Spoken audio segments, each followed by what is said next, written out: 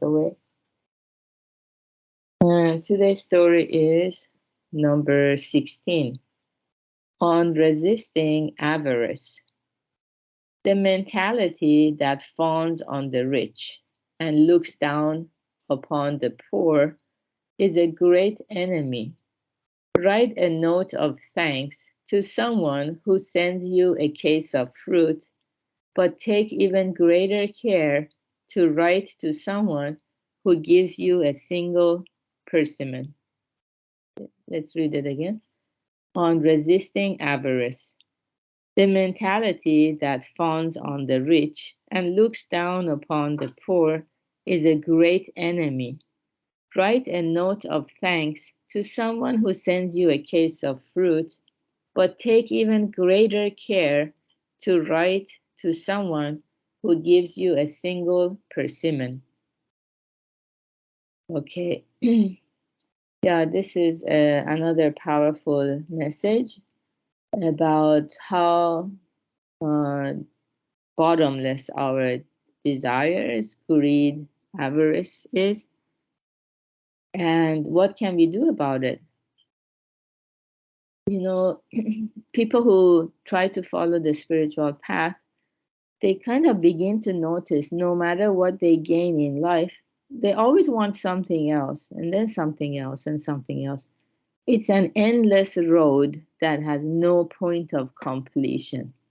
So we start wondering, is this the right path? Do I want to live my life like this, just fulfill my desires one after another? When it's time to say goodbye to this world, can I say I lived a good life? Can I say I have found happiness? Because there's always something else that we crave or we want to obtain. That's the nature of human desires, according to Buddhism. So, this awareness is a rare blessing. And next, thanks to this awareness, we can do something about it. The title of today's section is on resisting avarice. So we need to do something about it. If we find out that just fulfilling desires is like a dog chasing its tail, it's not going anywhere, not going forward. It's just going round and round in circles. So what can we do about it? So we begin to do self introspection, go within, inwardly, and observe this reality of the mind. And then the Buddha gives us a lot of antidotes that can help us find healing and ultimately finding the happiness that satisfies our soul, not just the body.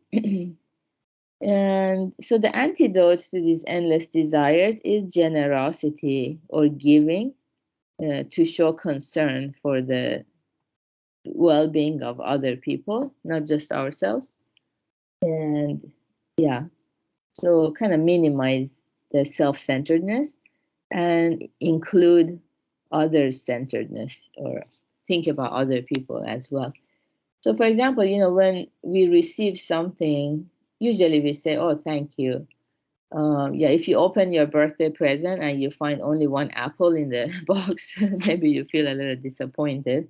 That's the desires for more. We need to resist that. Instead, even if we find one apple, we need to say, well, thank you. Because still, giving one apple, it requires energy, money, time for that individual. We need to recognize that. And actually, that's how we cultivate gratitude endlessly. We stop taking things for granted. And in Japan, which I think it's a good custom we can adopt in the USA too, usually people write a thank you message, thank you card. Yeah, I think it feels very good when we receive a card also. So in Japan, like they say, express gratitude 3 times. Once is, oh, thank you so much for this apple or persimmon. Thank you. And then we go home and try to think about it or try not to forget that we received that kindness by writing a card and mailing it to them. And then next time we see them, we say, oh, hi, the other day, thank you so much for the apple. you got me. Uh, every time I think about its taste, it warms my heart. So this is how we cultivate gratitude and resist our avarice. So yeah, the text is telling us that we have this mentality. If we look within, if we do soul searching, we kind of get shocked finding out that, yeah, somehow we feel more attracted maybe to the rich, and maybe we look down upon the poor. In elementary school, most people, students gathered around the popular kid, the kid who was wearing, nice clothes and had good grades, perhaps. And a student who looked poor, maybe most students would keep distance from. And it's the same thing as we grow up. Look at the society, how much attention celebrities they get. I don't need to explain that.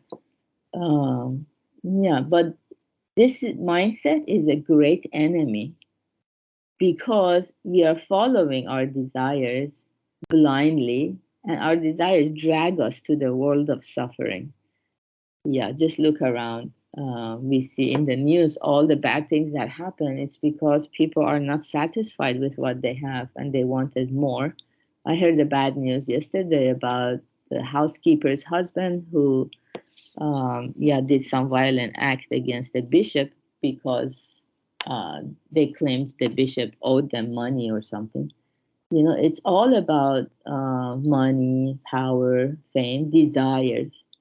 Yeah, but most people, they give up, they give in to these desires as if there's nothing they can do about it. But actually, a seeker shall find. If we really seek answers, the answers are here. We just need to put them into action.